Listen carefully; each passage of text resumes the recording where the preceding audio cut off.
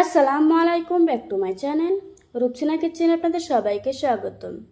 আমার আজকের রেসিপি হচ্ছে ভিন্নধর্মী ছোলা বোনা। এটা খেতে অসম্ভব টেস্টি এবং মজার। ছোলা বোনা খেতে আমরা সবাই ভীষণ পছন্দ করি। আমি একদম সহজ করে দেখানোর চেষ্টা করেছি। চলুন তাহলে রেসিপিটা দেখে নেওয়া যাক।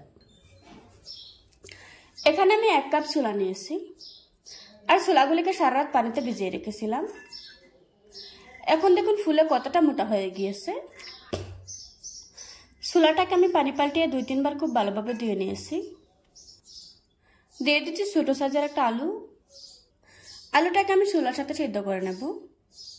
ছোলাটা তো আমরা সবাই সিদ্ধ করতে পারি, তার জন্য আমি এটাকে অফ ক্যামেরায় সিদ্ধ করে নেব। চুলায় একটি কড়াই বসিয়ে দিয়ে দিচ্ছি 1/4 কাপ রান্না করা রেগুলার তেল। তারপর দিয়ে দিচ্ছি 1/2 কাপ আলু। আলুটাকে আমি কিউব করে কেটে রেখেছিলাম। দিচ্ছি সামান্য একটু লবণ। ছোলা সিদ্ধর সময় কিন্তু আলু দেওয়া আছে, তবে এই আলুগুলি আমি পরিবেশনের জন্য ভেজে নিচ্ছি। আলুগুলোকে একটু ক্রিস্পি আর লাল করে ভেজে নেব। আলুগুলি ভেজে নেওয়া হয়ে গিয়েছে। এবার আমি তেল ঝরিয়ে একটা প্লেটে তুলে নেব। একই তেলে দিয়ে দিচ্ছি 1/4 কাপ পেঁয়াজ কুচি। পেঁয়াজটাকে হালকা নরম করে ভেজে নেব। যখন পেঁয়াজটা কিছুটা নরম হয়ে এসেছে, তারপর দিয়ে দিচ্ছি 1/2 চা চামচ আদা বাটা, 1/2 চা চামচ রসুন বাটা।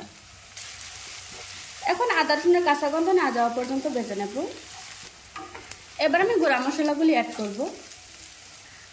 তার জন্য দিয়ে দিচ্ছি সামান্য পরিমাণে পানি, যাতে করে গুঁড়া মশলাগুলি পুড়ে না যায়। দিয়ে দিচ্ছি 1 চা চামচ লাল মরিচের গুঁড়া। দিচ্ছি 1/4 চা চামচ হলুদ গুঁড়া। দিয়ে দিচ্ছি 1/2 চা চামচ জিরা গুঁড়া। দিচ্ছি 1/2 চা চামচ ধনিয়ার গুঁড়া। তারপর দিয়ে দিচ্ছি 1/2 চা চামচ গরম মশলার গুঁড়া। দিচ্ছি স্বাদ মতো লবণ। লবণটা একটু বুঝে দিয়ে দিবেন, কারণ আমরা ছোলা সিদ্ধ করার সময় লবণ দিয়েছি। এবার নেড়ে চেড়ে মশলাটাকে একটু কষিয়ে নেব, তবে খেয়াল রাখতে হবে মশলাটা যেন পুড়ে না যায়। মশলাটা কষানো হয়ে গিয়েছে। এবার দিয়ে দিচ্ছি আগে থেকে সিদ্ধ করে রাখা ছোলা। ছোলা সিদ্ধ করার সময় যে আলুটা সিদ্ধ করে রেখেছিলাম, এখন ওইটাও দিয়ে দিচ্ছি।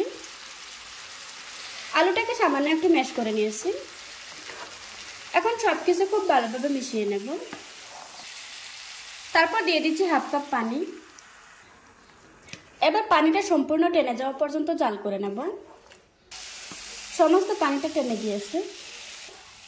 আমাদের ছোলা বোনাটা রান্না করা হয়ে গিয়েছে। এবার আমি চুলা থেকে নামিয়ে নেব। এবার আমি ছোলাগুলিকে মাখাবো। এখানে বড় সাইজের একটা পেঁয়াজ কুচি, একটা টমেটো কুচি, ছোট সাইজের একটা শসা কুচি, আর হচ্ছে একটা লেবু, এগুলিকে একটা প্লেটে নিয়ে নিচ্ছি। এবার ছোলাগুলিকেও প্লেটে নিয়ে নিচ্ছি। দিয়ে দিচ্ছি কিছু ধনেপাতা কুচি, দিচ্ছি কিছু কাঁচামরিচ কুচি, তবে জালটা আপনারা আপনাদের পছন্দ অনুযায়ী দিয়ে নেবেন। দিয়ে দিচ্ছি আগে থেকে ভেজে রাখা আলু। দিয়ে দিচ্ছি 1 টেবিল চামচ পরিমাণে লেবুর রস। দিচ্ছি সামান্য একটু লবণ। এখন সবকিছু খুব ভালোভাবে একসাথে মিশিয়ে নেব। মিশিয়ে নেওয়া হয়ে গিয়েছে। দেখুন বন্ধুরা, আমার ছোলা বোনাটা রান্না করা হয়ে গিয়েছে। আশা করছি আজকের এই সহজ রেসিপিটা আপনাদের কাছে ভালো লাগবে। ভালো লাগলে আমার চ্যানেলটা সাবস্ক্রাইব করে পাশে থাকা বেল বাটনটি অন করে রাখবেন। আবারও কথা হচ্ছে নতুন কোনো ভিডিওতে। ততক্ষণ সুস্থ থাকবেন, ভালো থাকবেন। আল্লাহ হাফেজ।